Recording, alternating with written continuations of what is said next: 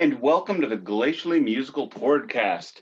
It is beer, metal, and swearing. I, of course, am Nick Cameron of Glacially Musical, and I am joined by my good friend who's got a whole society of friends, a man who's friends with everyone he meets, very much opposed to slavery and all about the morality. Keefy Quakers, how we doing today, buddy? What the actual, huh? Okay. I No? like Quaker Oats. Oh, there you go, diabetes. Spent time, big old bowl of oatmeal. Spent time in Pennsylvania, Dutch country, There you around go. the Amish. There are Amish that live here in California. I did not know this was a thing, but We have Amish in Missouri. Apparently, I can buy Amish cheese at the antique mall should I desire it. But that just seems weird, so I don't do that. Do they use refrigerators? How does this cheese keep? Maybe it's not cheese. Maybe it's peanut butter or something. I don't know. It's Amish something. Off to Anyway, a flying start. Thank you everybody for picking up with us this week. We are on episode 2 of the Slipknots. On 9 of them, 7 that are still with us, or less. I don't know. I'm not an expert. But if you are new to the show, thank you very much. Please give us a like and a subscribe and download the show, all that, cool, small content creator business. Everybody knows it. You've heard it all before. Whatever that last dude on YouTube asked you to do, we need that too, because we all need that. We're small content creators and we're trying to bring this ridiculous show to the masses, which everybody has already seen deserves it. So, here is how this goes. Beer check, vinyl check, shirt check, news, meat. Meat, of course, is episode 2 of the Slipknots. Beer check today for the Nick is a surprise. Hopslam. Hopslam is a once-a-year beer. When it was new, it sold out immediately. Everybody knows I'm a big fan of the IPA and the DIPA. So, He wants the D IPA. IPAs are a rough beer to get into, quite frankly. They're bitter, they're a little caustic, but once you learn how they taste good, once you figure out a way to make your brain make you think that tastes good, they become amazing. This was my gateway beer. It is quadruple the hops of a standard IPA. Also brewed with a little bit of honey, so it is my absolute favorite kind of DIPA. It's got the strong bitter front and a malty sweeter back, which just makes it heaven on a bun. And I'm doing the straight down the middle pour, so I gotta wait a minute. How are you feeling about the straight down the middle pours? You've really adopted this thing. You know what? I don't know if it does anything, but you know what? I do know what it does. I don't have to stress about the damn pours anymore. So I just finger fudge it down the middle and whatever. Finger fudge it down the middle, Nikki. That's what we're going to call you from now on. I have a beer I have never had before, but it is another banned beer. But it is not a Misfits beer, but it's by the same brewing company, Calicraft. This is the AC/DC high voltage TNT double IPA with Angus Young on the can. Look at this beautiful TNT album artwork on the can. That's probably the front or the back. One of these is the front. It's got that cool off-white, that vintage white color, on the can, which makes it for it's a very attractive can. Yeah, this is double IPA. Trying to find other information about the beer here, but I can't find any, unlike the other can that was like, we'll tell you all about 8.2 alcohol by volume. Oh, mine's 10. Man up, son. Yo, son, time to nut up and gut up. Oh, you got to gut up on these things. You got to drink them slow. You know what? I'm glad I tried the straight down the finger fudge, because this is one of those. This is a real burpy beer. So did you hear my pop at all? I can't tell. No, I was talking like a jackass. I think these things overpower the pour anyway. The pop and the pour. But we'll show the straight down the middle pour. Ooh. Look at that, no spillage. See if I get burpy. Anyway, vinyl check for the week. I was out. I try to get to the record stores as much as I can not just buying off Discogs or Bandcamp or the beast of Bezos, if you take my meaning. Although I am going to get out to Walmart tomorrow as they are having a $15 vinyl sale. So apparently my morals and mores are willing to go straight out the window for me to make them lose money on records, which I don't like them because they cause cities to lose money. So I'm just going to make it worse. But you know what? Whatever. I'm a hypocrite. I've admitted it before, admit it again. But I finally picked up Rush 2112. This is an OG pressing. Has the gatefold with all the lyrics, which I'm not going to read those. Not now, not ever, because Neil Peart was into some serious things, man. This is spectacular. Spectacular copy of the record. It's been cleaned, it's been played, and it is delicious. Delicious. I don't think that's the record that he. I mean, like, yeah, we can have a whole episode on that sometime. We should probably have a series on Rush. Not a fan of Ayn Rand at all, but like he's a huge fan. And you know, it's funny, like years later, just to throw this in there, it's just funny how things affect you. You know, had different associations with things and you understand the meaning later, the meaning meant by the author. And then you're like, oh shit, word. Okay, I didn't get that at all before, but now I do. Look, he's got a lot of things I hate, but he did write a song about the trees forming a union. So I mean, he's got a lot of great songs and great lyrics that are not political or societal based. I just look at it this way, on the wrong side of history. I just look at it this way: he is into some serious things, and I'm just going to ignore the meanings and just enjoy the gobbledygook of word salad that he gave to Getty, who then figured out a way to make it great. So fair enough. Do you have more vinyl, or is that no? I'm just doing the one. But speaking of Canada, this Sunday is the Grey Cup, and I am hosting my first annual football championship party for cool people, which is the Grey Cup. Interesting. Outside, watching the game outside on the wall of the garage. Gonna grill up some brats, some burgers, some deer. No poutine? Is Montreal in it? No, it's Winnipeg and Toronto. So go Blue Bombers, boy. What is the cause of your rooting for Winnipeg, a city you have no affiliation to at all? I don't know. I'm curious. I'm just curious. It's not Toronto. I mean, that rooting for Toronto is like rooting for New York. That's great. Even when my favorite soccer player played, or in Montreal too, or no, when my favorite soccer player played in New York, Thierry Henry, could not root for that team. It's my favorite player. I drove 400 miles round trip. Actually, no, 600 miles round trip to see Thierry Henry play with that team, where he got one of only 3 red cards in his life in the 25th minute. Still bitter, a little. A lot, but I got to see him play, and that was after watching him play for years in Europe.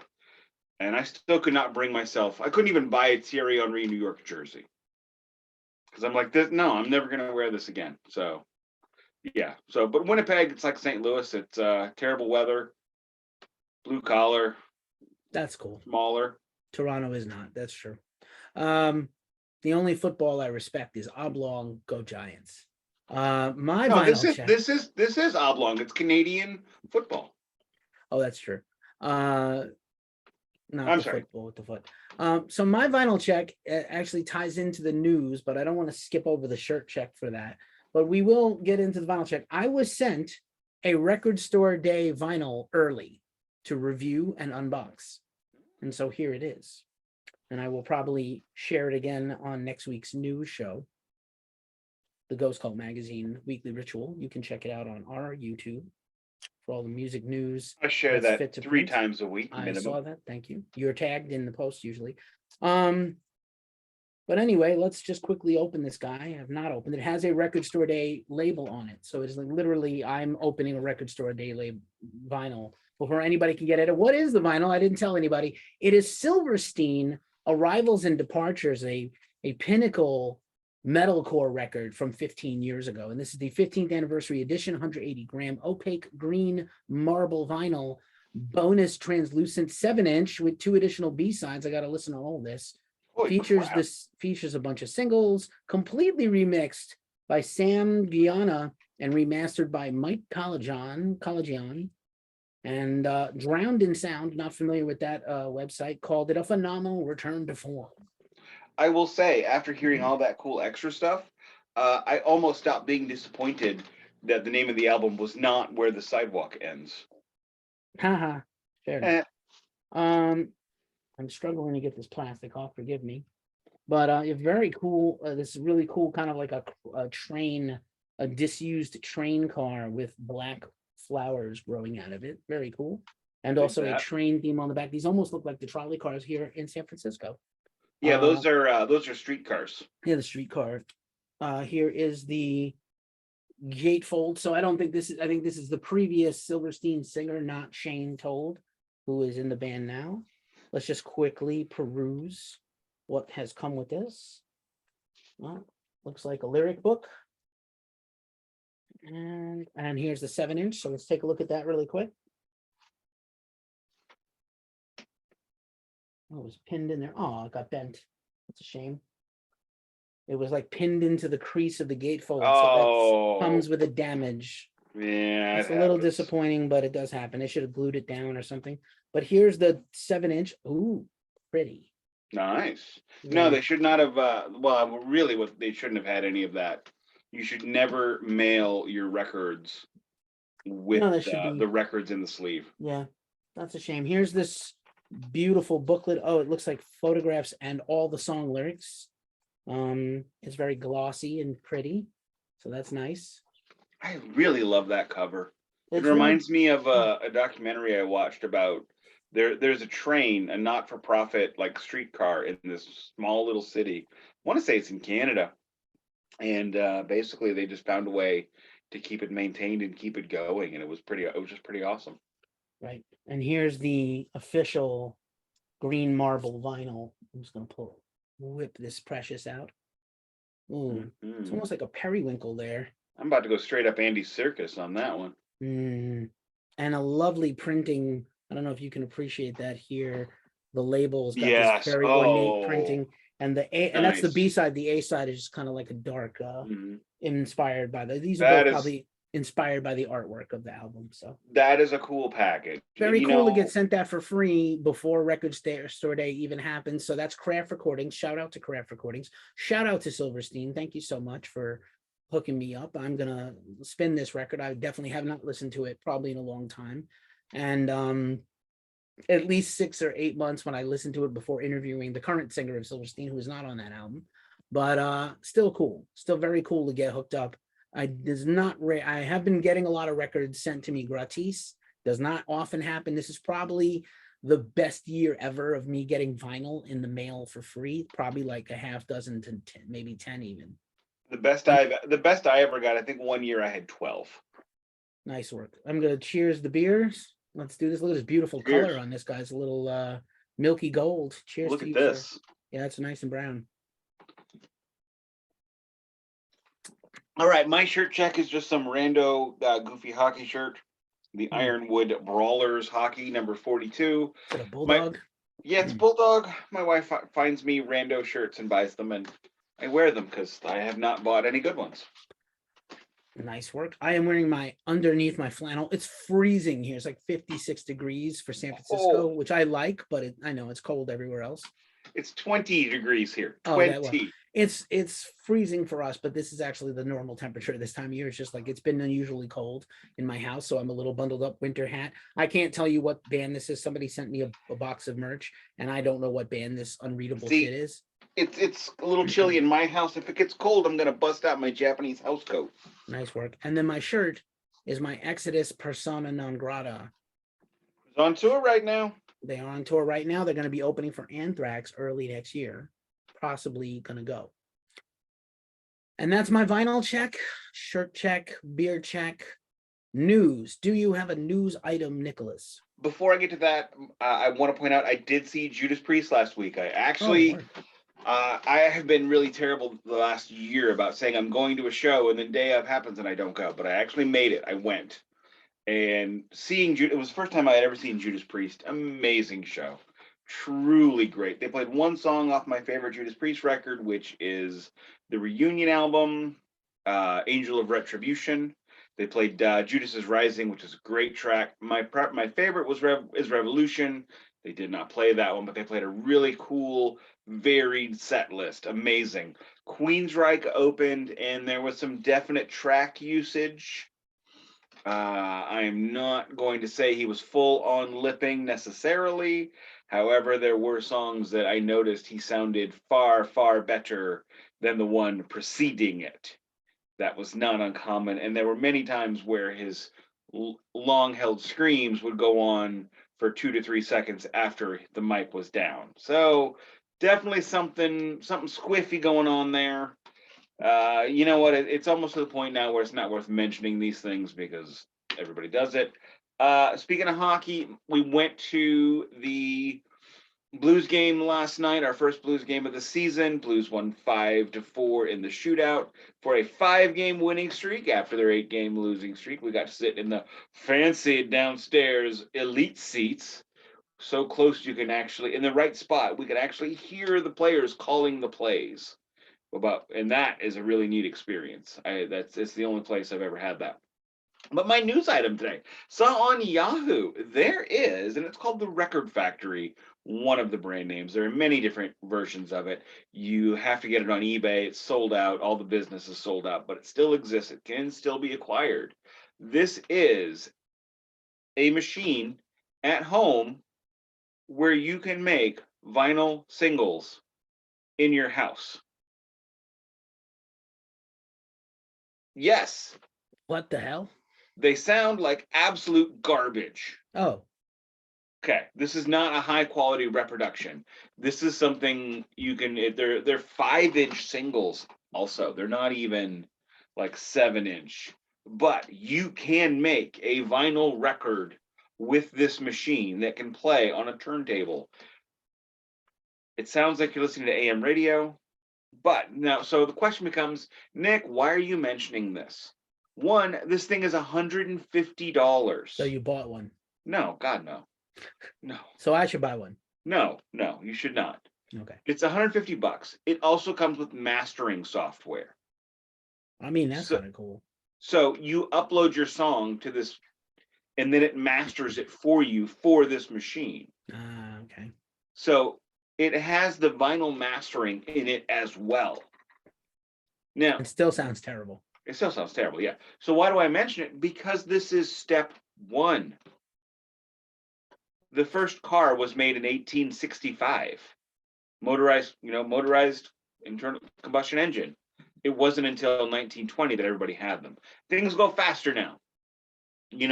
So we are probably 3 to 4 years away from being able to press a vinyl record in your home. Maybe. I'm not sure this is a technology that everybody should have. I would like choose to see be more. Optimistic. I'm pessimistic, and I would like to see more vinyl factories open. This gives more jobs to people, helps communities, and allows. Look, I'm just going to quote that kid from the. I'm going to quote that kid from the cable TV commercial. Why not both? Right. Is that Vonage? One of my professors. I don't care. I just remember the little Latina girl who was really cute, and she says, "Why not both?" She was Asian. Okay, she might be Latino. Latinx. I don't know what the right terminology is. We had a myriad of potential news items, but I feel compelled. I don't want to go on too long about it, so check me on this. How about this? Just say them. Say the title, and then say yes or no, and then I'll say yes or no. And we'll just shoot through. I want to talk briefly about Twitter. Not a whole lot. Okay, I'm sorry. I'm jumping. I just want to say, we'll get to that in a second. I just want to say that, we met because of Twitter, and Ghost Call has a lot of fans because of Twitter. And even though Elon mistakenly thinks that Twitter is the most clicked off of website on the entire web, it's not. San Francisco is policing behind me. It looks like Twitter might go out of business any day now. They're doing really bad or really good. I'm not sure. Elon thinks it's a good thing. There's a lot of debates going on. I got some information today that led me to think that they might be going dark soon, and that you should definitely change your password, disconnect anything you gave permission to, because once it goes down, if it comes back and if you get your profile back, most certainly it opens a weakness up for your passwords. And if you have the same password for multiple things, it could be compromised. He might sell your information. He could anyway, because you signed the terms of service. If Twitter is gone, I'm going to miss everybody on Twitter that I met because of Twitter. A lot of cool people, a lot of supporters of Ghost Cult, a lot of supporters of this podcast, probably a lot of listeners to this podcast or watch this video came from Twitter. And so Mastodon, I was on it today, is not up and running really. It's a ghost town and does not have any of the functionality, much of the functionality Twitter has. But it's confusing, but it will adapt. It will adapt and eventually become a thing. It's very primitive right now, and there's like literally nobody there. So like, well, I mean, I was on Twitter when 40 followers was wow. Yeah, I've been on Twitter since 2008. And Ghost Cult has a Twitter its entire existence since 2012. And you know, I'll be sad if Twitter goes bye-bye. I don't want to get into the whole Elon thing. It's too long to go into and explain. We're not going to talk about the embarrassment and the farce that is the Grammys and metal and rock nominations, except to say good luck to everybody. It would be nice to see Ozzy win with Iommi. It would be nice to see Megadeth win, but I don't want to really debate it. We spent a lot of time talking about the Hall of Fame. Let's not talk about the Grammys. Right. Let's instead talk about Record Store Black Friday. Now that's that thing I was talking about earlier. This is a week from tomorrow. Today, as we are a week from tomorrow. And I'll be honest with you, I perused the list, and it's not very deep for rock or metal. I haven't even looked at it. That's fine. I'm gonna quickly blitz through the list, and it's smash or pass. Would you buy it? If you, we both have talked ad infinitum. I don't do well at Black Friday Record Store. I'm not buying anything this year. I got sent this for free, and I have no disposable money right now. I will not be going. I don't go anywhere on Black Friday. I usually don't go out on Black Friday. I don't want stores open on Black Friday. I want people away from their families. It sucks. You should be home in a turkey. I worked 10 years in retail. Yeah, you should be home watching TV, watching football, and eating leftovers, not doing that. But I will say, and I appreciate people who do work on that day, but I will say, like, the only success I've ever had at Record Store Black Friday is going after it's over and picking up what other people didn't get. As I've said, every time Record Store days come up, I pick up the leftovers online later after the value crashes. So I'm going to quickly run through the rock and metal releases, and would you buy it if you could or not? Smash or pass? And would you also like the I'm going to give you the artist, the format, and the quantity. Most of these are exclusives. One, by the way, the same company that sent me this was going to send me The Sword is putting out one of their records. Oh, nice. But they delayed it, and it's not coming out now on Black Friday. So I think I might get it in a couple of weeks, but it's not coming out now till later December. Still a limited edition Record Store release, but just not a Record Store Black Friday release. Smash or pass? Beck, It's All in Your Mind, 3-inch vinyl, 1,500. Black Label Society Scullage, 2 LPs, 4,000. Pass. David Bowie, The Next Day EP, 12-inch vinyl, 11,850. Pass. I would never buy an EP on Black Friday. I would never buy an EP on Record Store Day, period. And I don't buy very many EPs on vinyl to begin. You mentioned that. Cheech and Chong, Santa Claus and His Old Lady, 7-inch picture disc, 3,000. Pass. Who asked for these? Bing Crosby and David Bowie, Peace on Earth and Little Drummer Boy. I grew up with that TV show. Like, you know that clip from TV, right? I need you to repeat that. We had a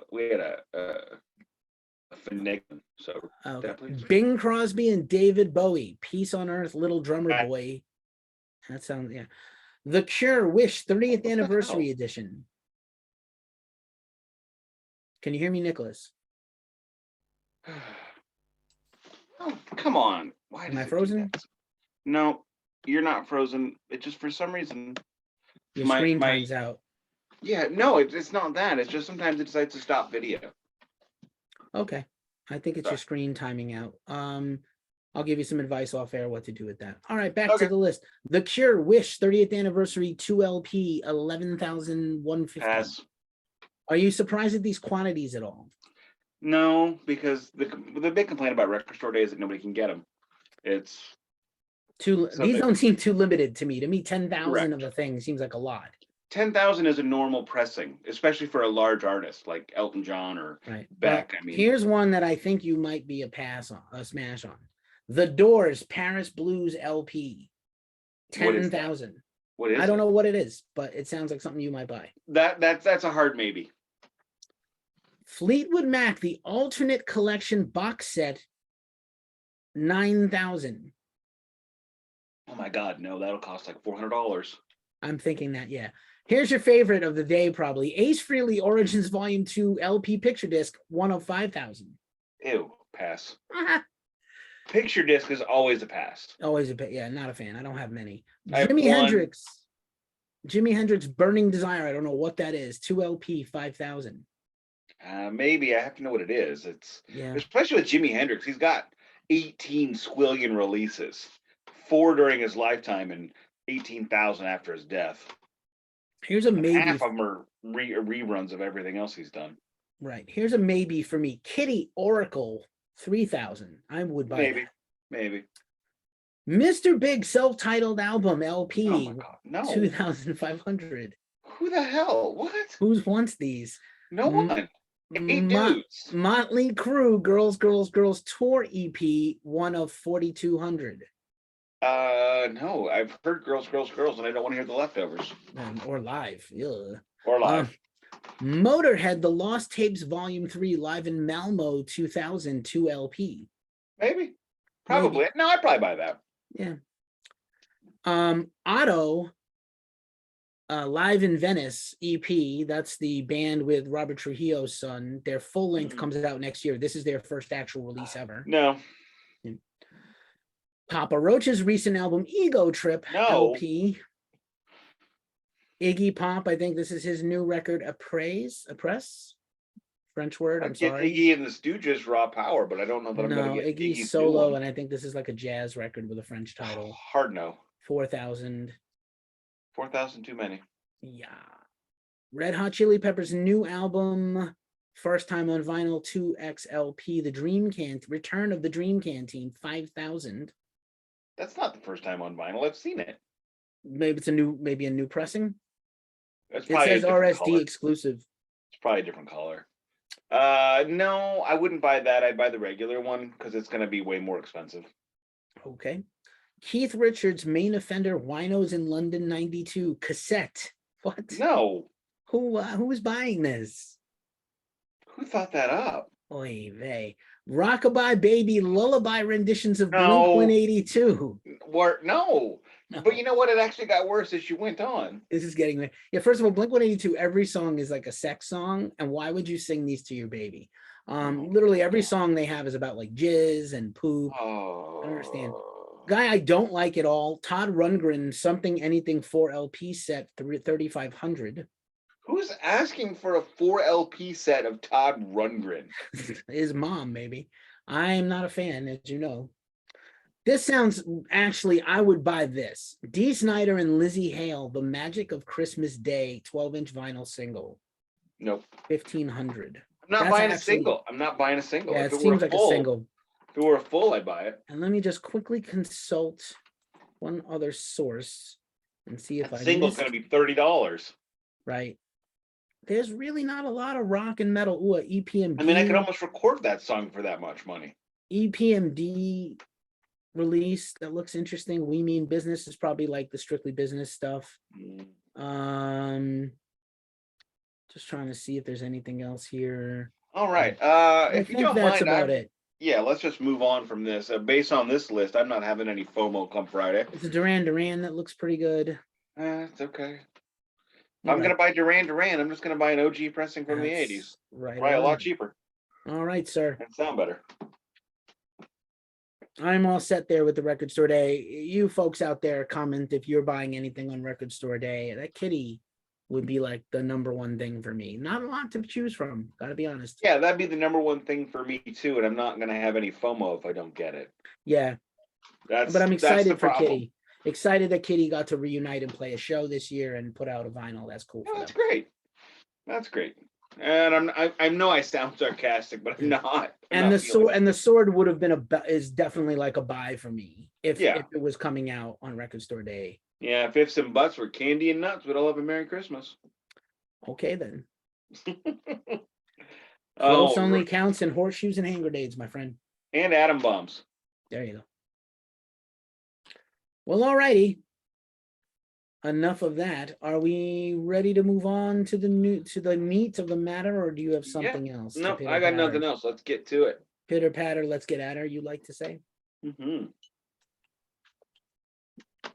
So episode 2 of Slipknot, we left off an arduous journey for Slipknot, formed originally, the band that became Slipknot, originally united in 91 to 93, and then really formed into the band we know now a little bit later on. We took them through the debut release. So we're going to pick up, the band drops the album, and it's, again, a critical sensation right away. They are on the second stage of Ozfest. No one knows who they are. I think at one point they were the opening band on the second stage, and immediately that's when I saw them. Immediately catapulted to closing the second stage halfway through Ozfest. That's how, and all their merch was selling out, and people started dressing like them and showing up at the shows in overalls and masks, their own masks. It literally lit a torch. And in 1999 metal, System of a Down is already a thing. Korn is a big band. Ozzy is getting a really big late 90s resurgence. We don't yet have. Go ahead. I'm sorry.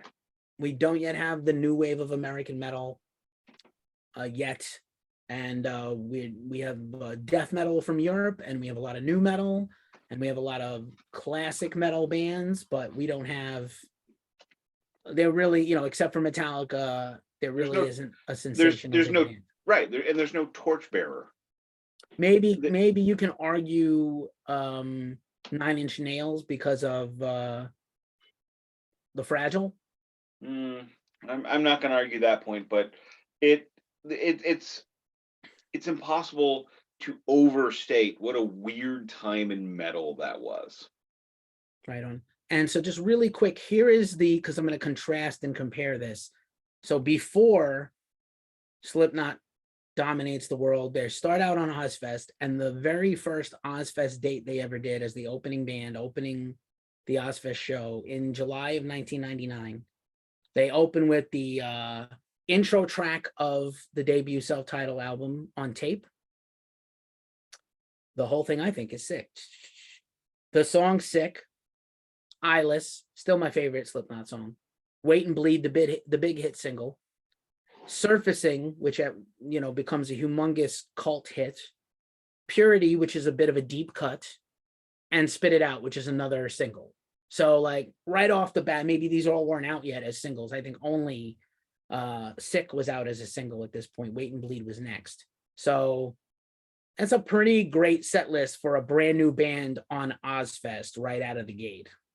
Playing under the noonday sun. I mean, playing in the morning before noon. I mean, I went to Ozfest a bunch of times, and the first bands went on at 9-10 in the morning in those jumpsuits, in those masks, those primitive. When I saw them, they weren't the opening act. Okay. System of a Down was. Who was on a major label, by the way. They already leapfrogged them. And so Slipknot goes on in a short span of time. They started the same thing like System of a Down, like Seven Dust, like Stained, like these bands, Power Man 5000 and others. Mm-hmm. They started opening for everyone. And quickly they moved up through the ranks where they were catapulting over other bands. And so there's a lot of hype. They tour. They finally do some headline tours. They go over to Europe. And they really toured for a whole year straight, maybe even more, before going back to write what would become Iowa. And so, it's important, like this, Roadrunner put a lot into them. Up until this point, the biggest selling band on Roadrunner had been, here's the arc of Roadrunner, right? Underground label with a lot of releases. Some of them are hit or miss. Sepultura, a big breakout band for a while. Big selling band. Typo Negative explodes on their third or fourth record with Bloody Kisses. That's 93. That was the biggest selling. God, that album was everywhere. That was the biggest selling release on the label. The biggest selling debut on the label ultimately became Burn My Eyes by Machine Head in 94. That gets superseded by Slipknot a few years later. Insane. Roadrunner had a good 90s. They sure did. They had all the best bands. The only band they didn't have from that era that people are they didn't have Korn, they didn't have System of a Down, they didn't have Deftones. They had almost every other band. It's nuts. And they had a mix of old school bands or sort of credible older bands and these young new bands. And if you look back at the beginning of that decade, they also had Obituary and Deicide. They did. And but the beginning of the decade, they were losing a lot of legacy bands. They lost King Diamond, Merciful Fate, who went to Metal Blade, and that's still hurting, but I'll leave that alone. So 1990 could have been a very different year for Roadrunner had Sepultura not broken. Yeah, that's possible. They might, but they also had Biohazard, who was reuniting. We didn't talk about that. They also had Life of Agony, who I love. They had a lot of bands.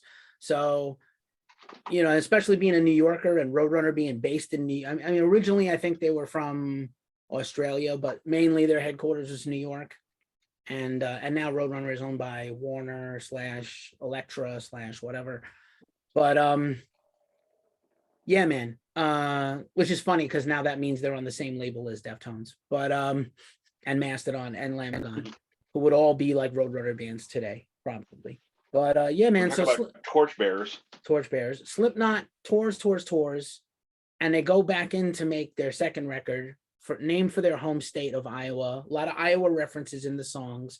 A lot of songs about being from Des Moines and their perspective on things or how shitty it was for them. And yeah, I've been to Des Moines. I can see why they tried so hard to get out. Yeah, and most of them have left. And there's a lot of, they went back to Russ Robinson because if it ain't broke, don't break it.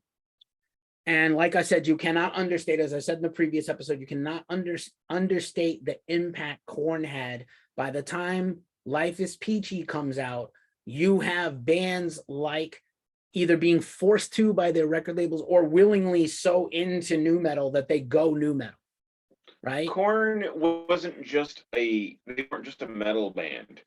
They were a top 40 band.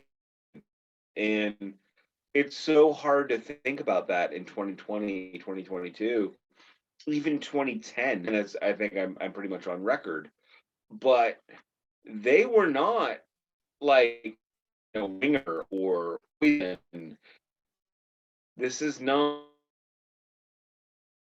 a band that calmed it for top 40 radio. Basically, for top 40 radio, that's as extreme as playing a chainsaw into the microphone for 5 minutes. Right. Before Slipknot ever hits, Korn, Limp Bizkit, Static X, Static X gets lumped into nu metal. They're really industrial, but they were in that era. So they just get kind of lumped in, Disturbed's a little later. They were all on TRL. And that put so much money in the pockets of record labels that made these guys rock stars, rich. Before the third Korn record, these guys were already, on their way to huge success. Didn't help them personally. They had a lot of problems because, too much money too fast and other things involved. Same thing happened to Slipknot. They're starting to fracture a little bit during this time of writing Iowa. They're all messed up on drugs, some of them are not getting along. And kind of the experience of making Iowa with Ross Robinson kind of changes the future of the band, which we'll probably talk about more in the next episode. But Iowa, I think like a lot of people were equally loving Slipknot. They were selling crazy amounts of records. They were selling out tours. They were selling out merch. Then there's this whole rejection of them by old school metalers. I was one of them. I was one. Yeah, there was a lot of people just telling me how great they were, and I just wasn't feeling it as well. I could appreciate there was talent in this band. I didn't really have something that hooked me yet. I wasn't in a place where I could give them any kind of a real chance. That's fair. And so I think the writing of Iowa starts out as a reaction to people hating on them.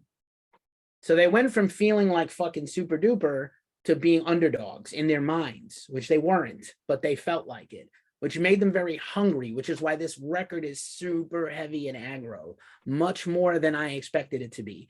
And I'll get to the track. When I first heard the track, I think it's, I want to say it's My Plague, which is on the Freddie and Jason soundtrack. I'm going to double check this right now.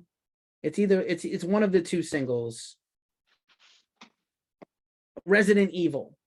So My Plague is on Resident Evil, and I think the other one was on Freddy versus Jason. I might have that wrong, but maybe it was Left Behind. Left Behind was probably like the first song I heard, and I was like, oh, this is it. I get it now.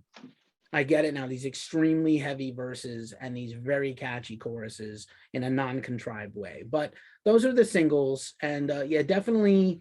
Yeah, that's actually something that when you say the non-contrived way, I have tried so many times to listen to bands like Seven Dust and Fear Factory. I remember Jason Newsted talking about Fear Factory before Load came out, and I didn't hear them until I saw them on Ozfest.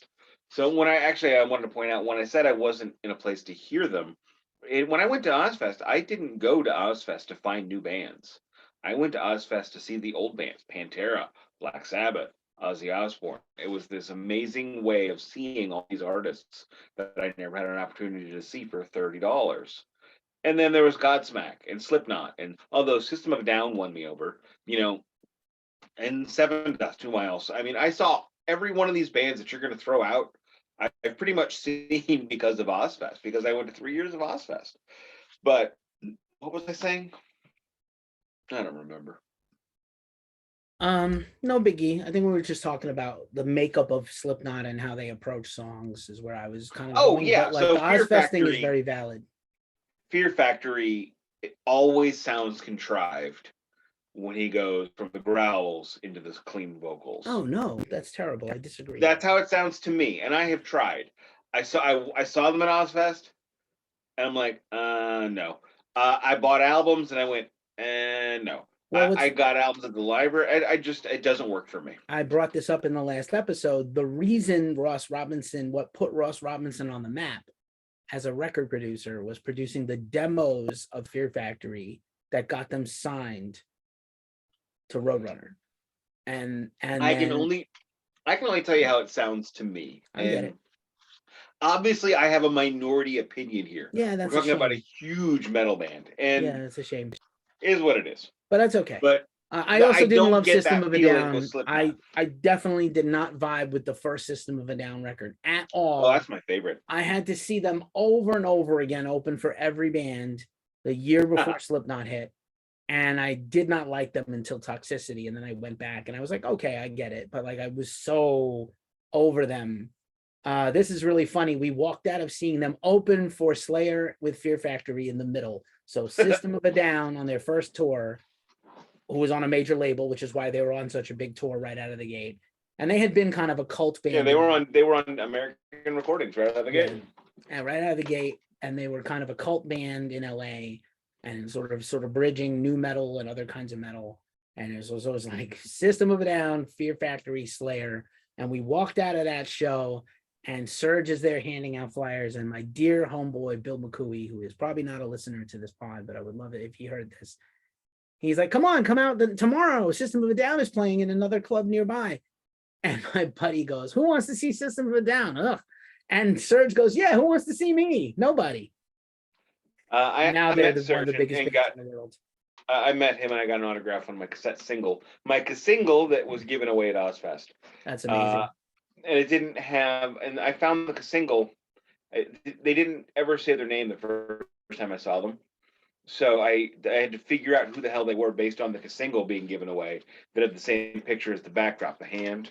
And when I finally ran into Serge, I'm like, hey, I spent all day trying to figure out who you were. It's before the internet, you know? And he's like, what do you mean? I'm like, you didn't say your name. There was nothing. And he's like, oh, no, we don't say our name. And there is nothing on the backdrop. So the next time I saw them at Ozfest, he It said, was just the hand, right? The hand. yeah, from just the the album. hand. Yeah, next time I saw him at Ozfest, he said their name 3 times and had their name on the backdrop. Same backdrop, but had their name on it now. So Right. I remember the classic. So I'm yeah, sure man. other people told him the same thing. So they go make this record again with Ross. Because let's move on to Slipknot. Yeah, they go make this record with Ross. And you know, it's a pretty hyped up record for 2001, right? They spend most of 2000, they are on tour the rest of 99, most of 2000. This album was all over everything. Yeah, it was very hyped. And it came in the glossy silver thing with the goat. It was they were going out of their way to be like pentagrams, devil horns, goats. We'll show you how fucking metal we are, to say that we're not metal. And it was a backlash. Like, I think all the new metal bands, and Slipknot was originally, like I said, this weird harmony of death metal and new metal. And I think that a lot of bands, you know, I think there was a lot of a lot of those bands are trying to prove themselves to the older guard. I would definitely agree with that. So I'm going to quickly run through the track by track. We're still going to keep this thing to 1 hour and 15, I promise you, because this before you get to that, I want to do a CYA on myself here, a cover your own ass kind of thing.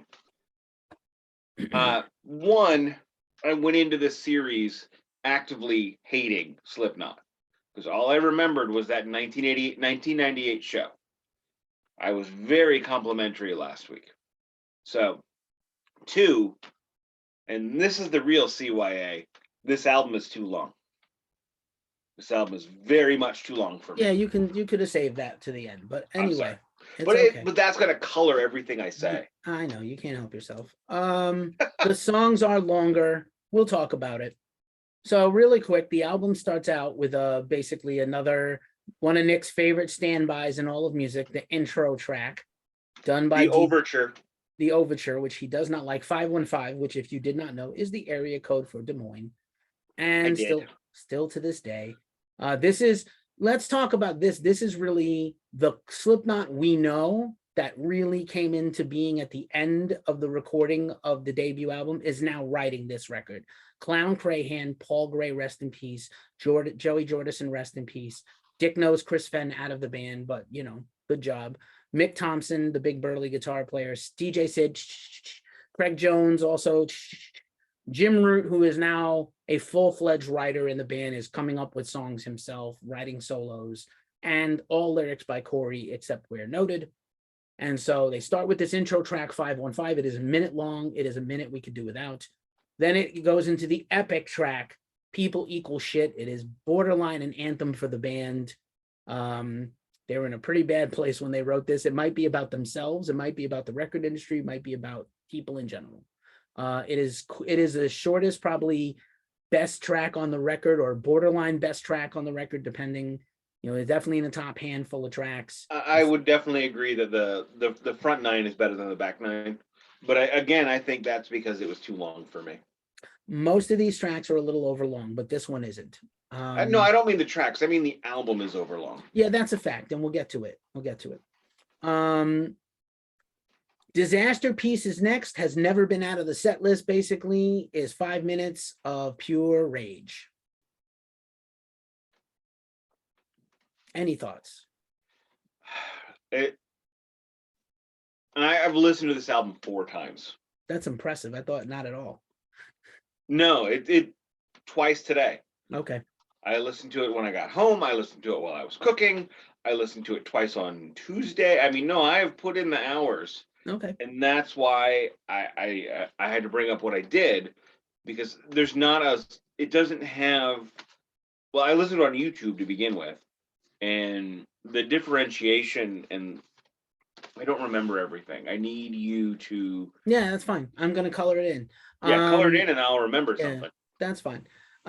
The fourth track is My Plague, the aforementioned one of the singles. And again, Resident Evil, a huge movie franchise from 20 plus years ago, has the amazing chorus. One thing that I did notice that My Plague has that a few other tracks have, it's almost like there's a rock riff in there that's not heavy metal, like a weird angular Black Flag riff that's not very distorted on top of like a heavy bar chord riff fest, which I find to be a really good songwriting device. And again, the chorus is incredible. Corey does this amazing vocal thing.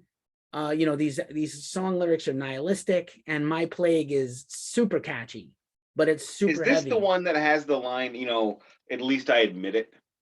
Yes. I mean, that stuck with me. I mean, that when you say it's pure rage, that is definitely a song trying to waffling on the idea of, do we prove that we're metal, or do we just say we're not metal and just screw you guys, we're not part of the cool kids? That there is definitely a lot of frustration that comes out in that one. And this one has a good, strong riffage, which is a little lacking for me on this album. What made the first album really good to my ears, and I'm definitely going to purchase, especially since there was a recent pressing, but it was chaotic and grooving. This album lacks a little bit of that. This album is very different. It is far more akin, and it's far more akin for me to Lamb of God than it was to the first album. It's in the Lamb of God style, which I guess we would call the new wave of American metal. I'm not a big fan of it. It's never, maybe I haven't given it enough time. It just doesn't resonate for me. It doesn't hit for me. And I like long songs. I like long albums, but I need you to justify that. Fair enough. The next track is Everything Ends, which has the really cool "This is the end of everything" refrain. This is co-written, I guess, by Taylor and Chris Fenn, Dick Nose guy. He co-wrote some of these lyrics. It's kind of almost like a Hatebreed song. This song actually has a groove that kind of reminds me of the first record a little bit. It's also got like a chaotic, bridgy chorus part. They do these flurries with all the percussionists and the drums. Joey was, very busy as a drummer, very technical, an incredible powerhouse drummer. And then they have the other percussion going on. This is one of those songs. It's about 4 minutes long, or more or less, give or take. And it's good. I know people who love this song. I think it's a good song. Maybe it's a little touch short of great. Yeah, I don't have any strong feelings about this one. We're at the point now. I mean, I don't want to sit here and say I hated it, and I would like these songs far better out of context than in context. Those albums for me, there's not a single bad song on this record. There are songs that aren't as good as the songs I loved on the previous, but there's a lot, to my ear, a lot of sameness, which it's what makes it harder for me to really give you a great response. And that's what I listened to this thing 4 damn times, so I can do better than this. And I'm sorry. No, don't be. I'm not. Your Wi-Fi is you're cutting out a lot, by the way. I'm just letting you know. Not sure if there's anything you can do. I'm trying to ignore it. Okay. Then the next track on the record is actually my favorite track on the whole album, and maybe my second favorite Slipknot song, period. If I'm 555, if you're 555, then I'm 666. What it means to be a heretic, the Heretic Anthem. This is them going like all the way Slayer, Cannibal Corpse. Like how metal can we be? This song is amazing. Co-write by Taylor, Paul Gray, and Joey. Very fitting. I love this song. Yeah, love this one. This one harkens back much more to me to that first album. That chaos groove. And I don't know how you write that. I don't know how you execute that, especially with 9 dudes up there, 3 singers, 4 percussionists, 2 DJs. I don't know how you. I mean, they found a way. That's amazing. And yes, love this one. The vocals on this one, the refrain of 555 666. That is probably my favorite Slipknot vocal so far. Nice work. Now we start to get to the part of the album where it's kind of like one good, one all right. Gently is a solid, not great song. It's almost 5 minutes long. Written lyrics by Crahan. All his songs, whatever he contributes to them, is always a little bit weird and spooky and atmospheric because he's a creepy clown guy. Don't love this song. It's okay. It's always been my thing with it. It's just not a standout. In between 2 epic songs, this one's kind of a weak one to me. Hey, you got to track it right so you hide those things. Fair enough. The next track, again, the epic Left Behind, another big hit single. Corey's incredible chorus. This was also, again, like I said, I think on a movie soundtrack. Huge song for them. And kind of like the chorus where, again, it's like Corey is the master of this, like sing a beautiful, in the same phrase, sing like a beautiful clean line and then scream like his heart's going to explode in the same 10 seconds. It's the guy's talented, And I'm gonna double down on what you said about being uncontrived.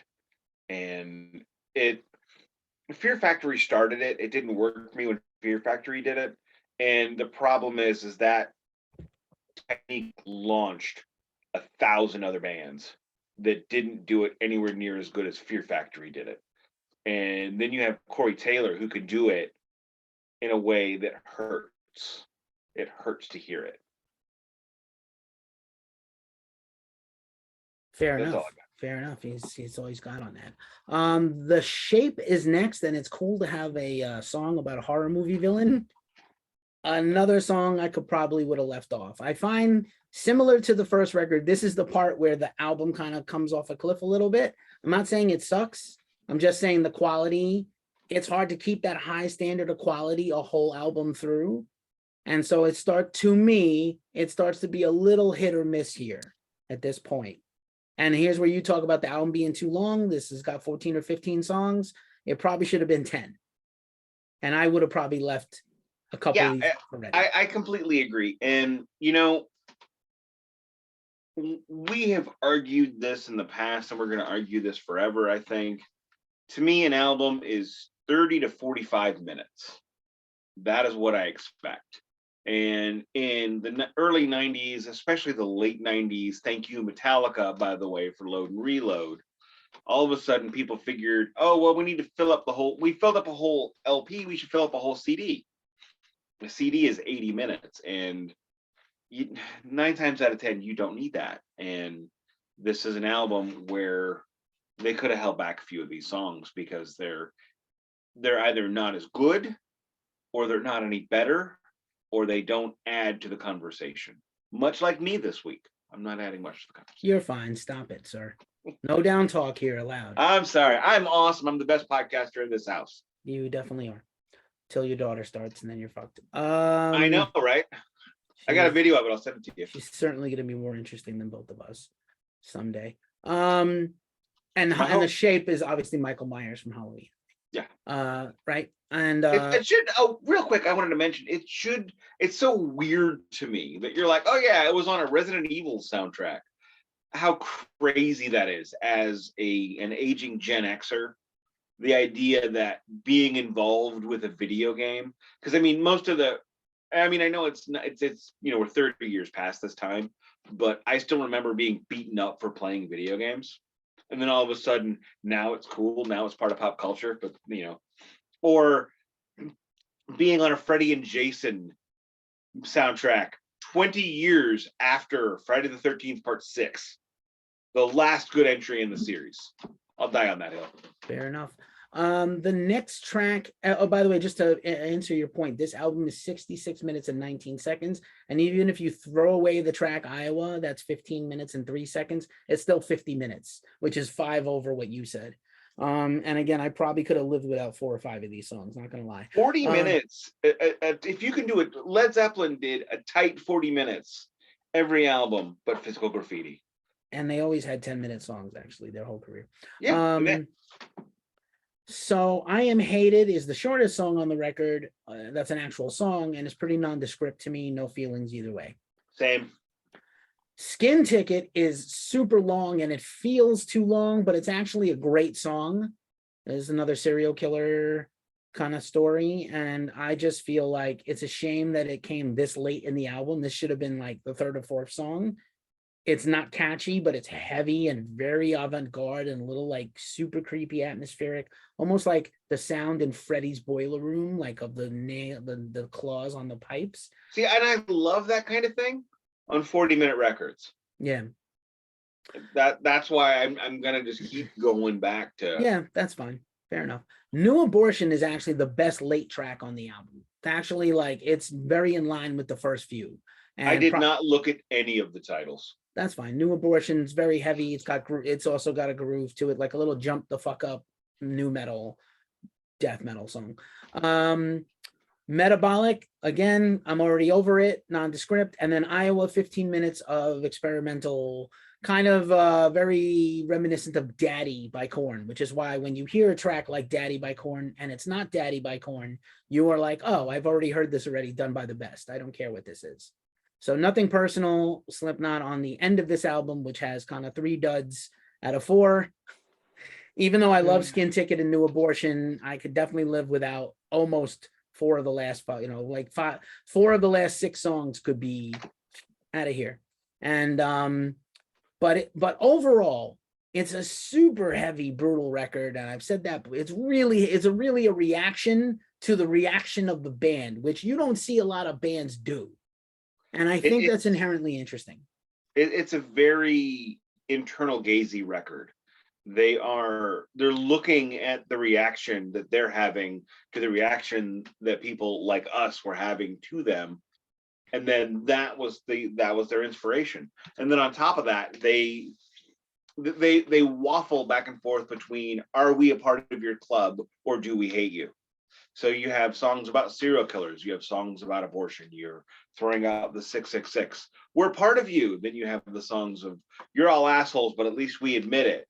We're not part of it. And that is a really cool dynamic. It's almost like you're inside the mind of somebody trying to convince themselves of something.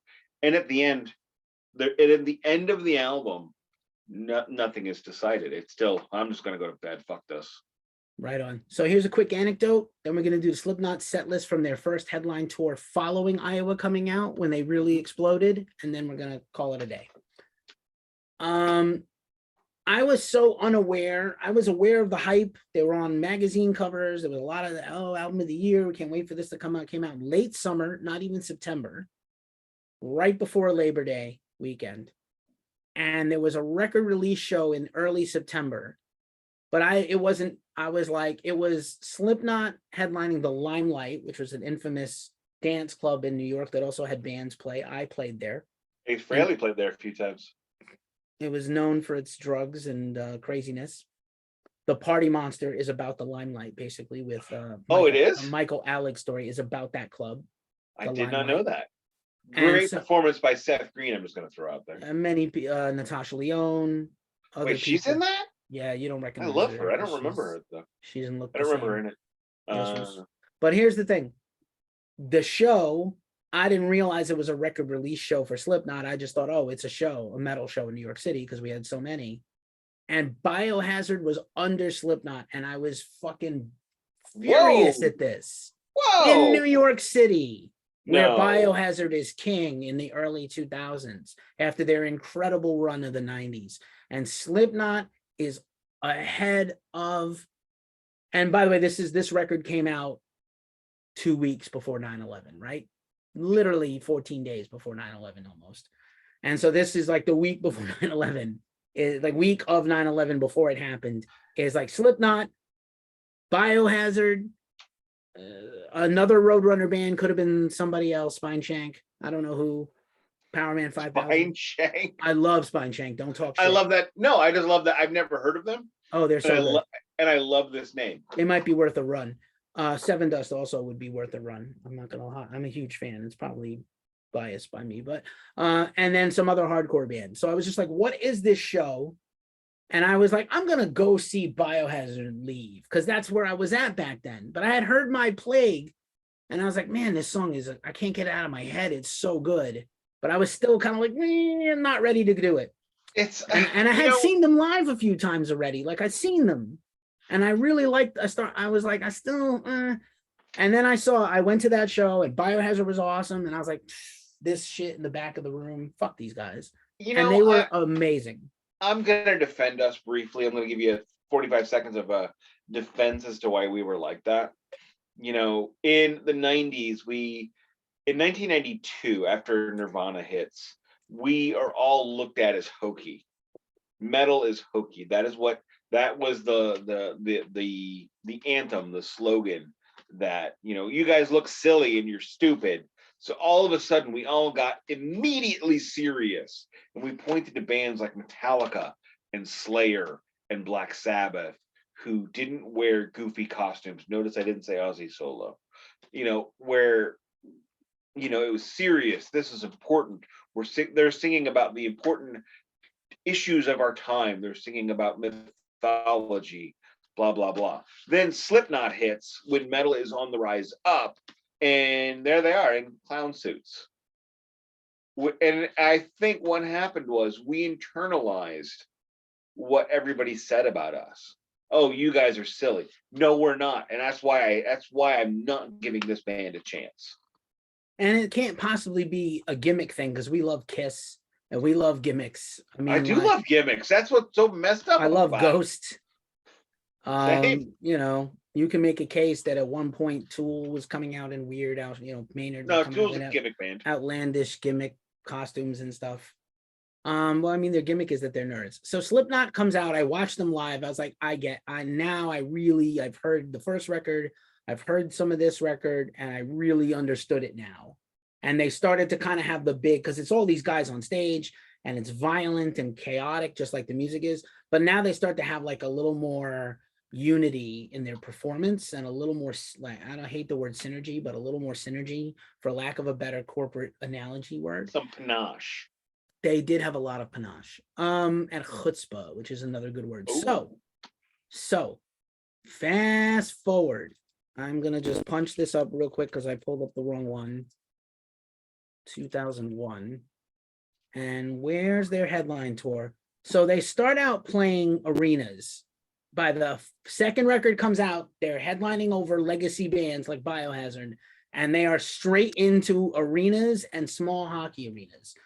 Rice Jordan Center in Pennsylvania, Continental Airlines Arena, which is arena hockey arenas in 2001. This is 21 years now of them being an arena band. We talk about it now. Who is an arena band now? Very few. So arenas, Worcester Centrum, which is also now the DCU Center, and Grand Rapids Van Andel Arena. These are hockey. Those are big, and those are big minor league rinks. Yeah, 10 to 20,000 seats, depending. Yeah. So here is, we'll just pull it up from the first night of their official headline tour as an arena band, the Pledge of Allegiance tour. Again, if you're 555, I'm 666. Here's the set list, and we're gonna blast through it and then close it down. Because there's not much to say left on this. Here's the set list. They open with the 515 on tape for 1 minute. People Equal Shit, Liberate, and get this from the first record. Disaster Piece from the brand new record. Purity from the first record. Gently. Those two songs do kind of go well together. Maybe even one is a sequel to the other. Eyeless, my favorite Slipknot song ever. New Abortion, new song. Heretic Anthem, new song. Spit It Out, old song. Wait and Bleed, the big hit single that became massive video on MTV.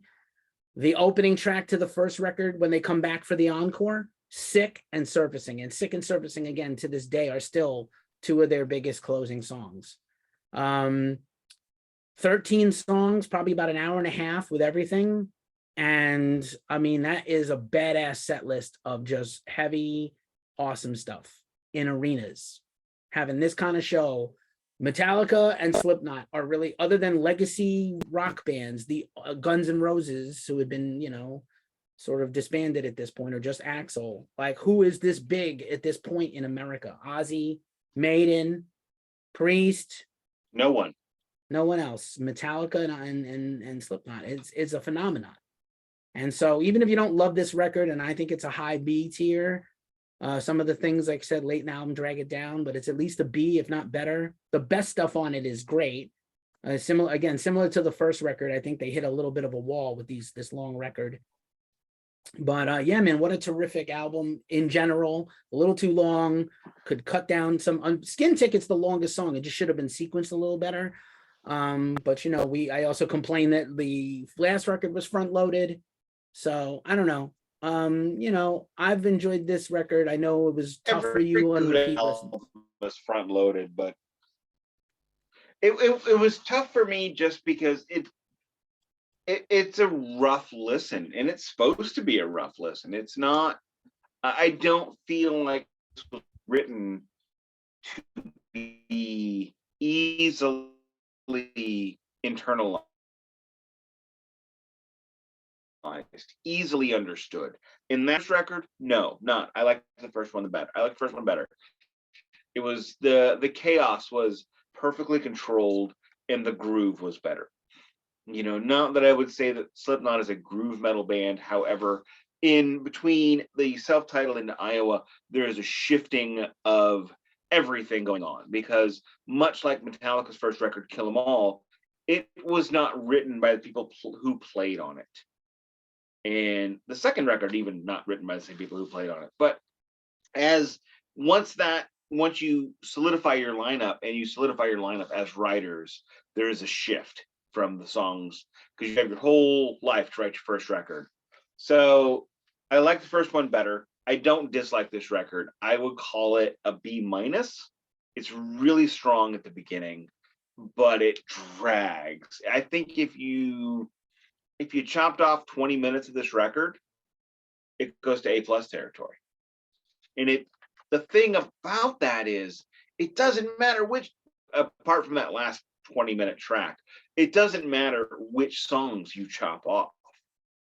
None of the songs to me are really filler. None of the songs to me are really bad.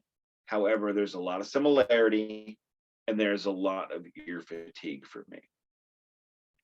Chop it down, and this becomes one of, in my opinion, in Nick's opinion, one of the abject classics of the genre. That's the general. It probably already is in everybody else's opinion. So the general consensus is this is a top 100 of all time metal album, but that's like half the Slipknot albums fall in there.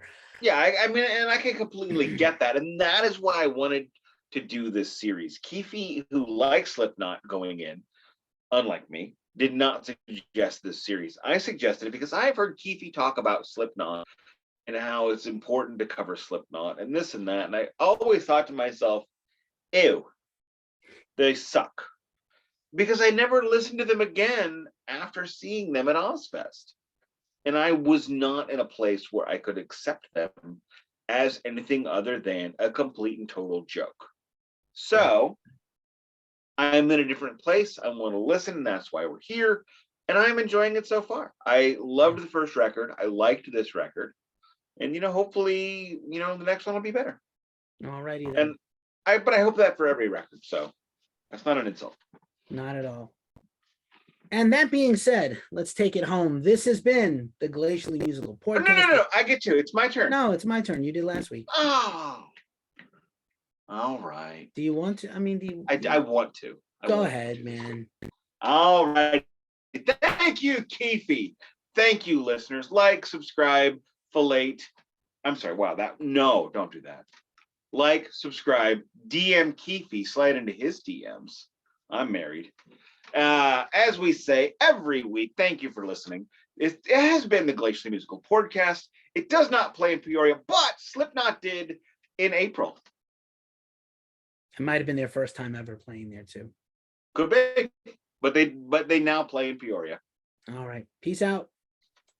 Thumbs up.